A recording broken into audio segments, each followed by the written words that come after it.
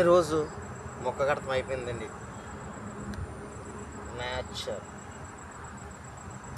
Natural pure honey తింటారా friends? కంపల్సరీగా పంపుతాను, మీరందరూ నాకు సపోర్ట్ చేయండి.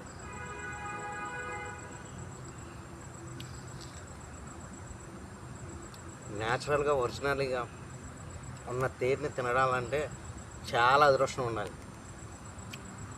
ఆ అదృష్టం మీకు కూడా కల్పిస్తాను. నా ఛానల్ని లైక్ చేసి షేర్ చేసి సబ్స్క్రైబ్ చేయండి ఫ్రెండ్స్.